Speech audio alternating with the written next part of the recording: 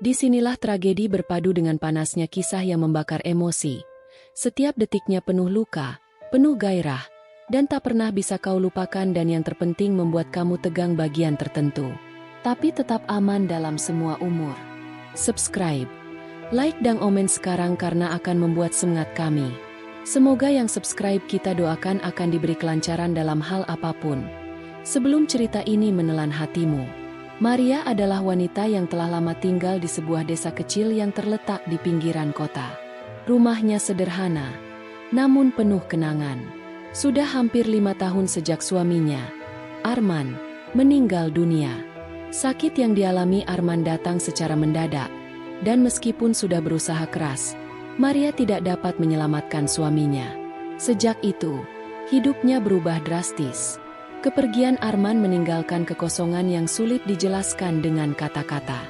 Meskipun Maria dikelilingi oleh banyak orang, tak ada yang bisa menggantikan sosok Arman dalam hidupnya. Awalnya, Maria berusaha tegar. Dia masih bekerja di kebun kecilnya, merawat beberapa tanaman dan bunga yang menjadi kesukaannya.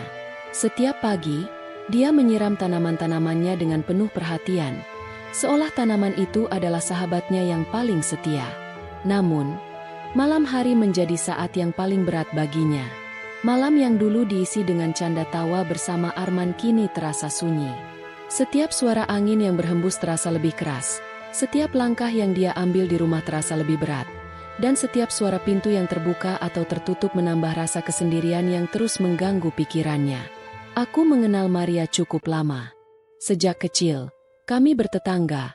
Meskipun jarang bertemu, aku selalu merasa ada ikatan yang tak terucapkan antara kami.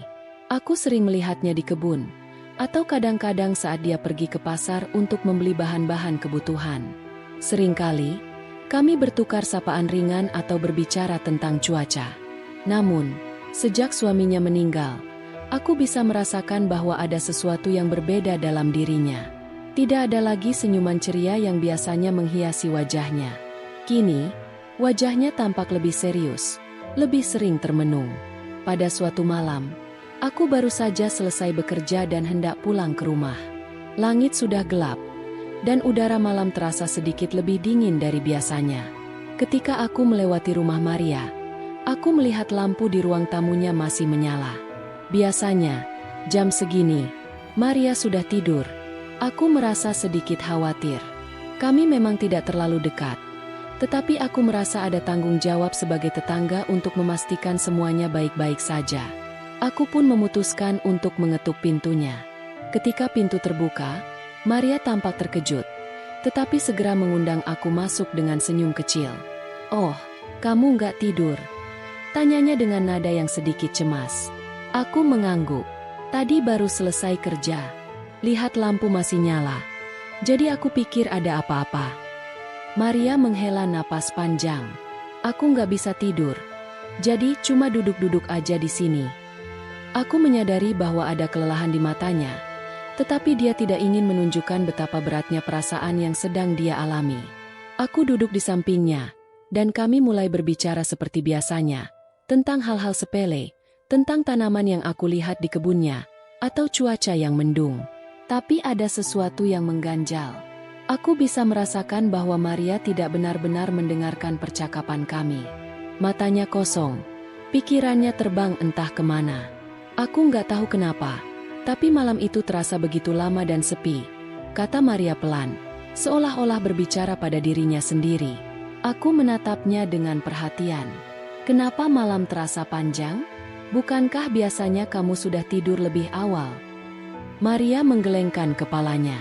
"Aku nggak bisa tidur sendiri. Setelah Arman pergi, semuanya berubah. Tidur sendirian di rumah ini, rasanya sepi sekali." Maria hanya menggelengkan kepalanya lagi. Mereka semua sibuk dengan urusan masing-masing. Aku nggak mau mengganggu mereka. Aku nggak mau jadi beban. Kata-kata itu membuat hatiku sedikit tersentak.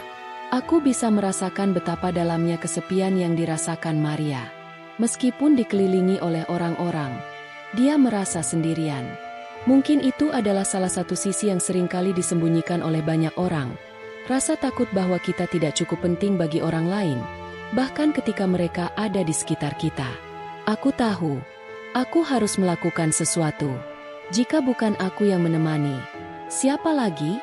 Bukan karena aku merasa kasihan, tetapi lebih karena aku memahami betul betapa besar rasa kehilangan yang dirasakan Maria.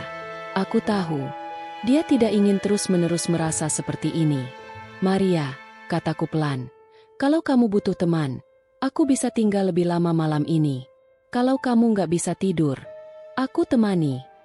Maria menatapku dengan mata yang mulai berkaca-kaca. Maksud kamu tinggal di sini, temanin aku? Aku mengangguk, sedikit ragu. Iya, aku nggak keberatan. Toh, aku juga nggak buru-buru pulang. Maria terdiam sejenak. Lalu akhirnya ia tersenyum, meski masih ada sedikit kecemasan di matanya. Terima kasih, ucapnya lembut. Malam itu, aku memutuskan untuk tinggal lebih lama. Kami tidak banyak berbicara.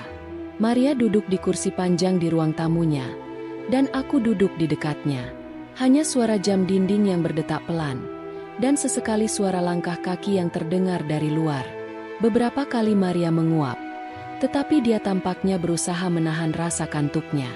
Setiap kali aku bangkit untuk pergi, dia akan menatapku dengan tatapan penuh harap.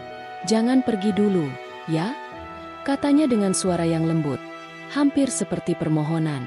Aku pun memutuskan untuk tetap menemani hingga akhirnya Maria tertidur di kursinya. Aku tidak tahu apakah dia benar-benar tidur dengan nyenyak, tetapi aku bisa melihat ekspresi wajahnya yang lebih tenang, lebih damai dibandingkan sebelumnya.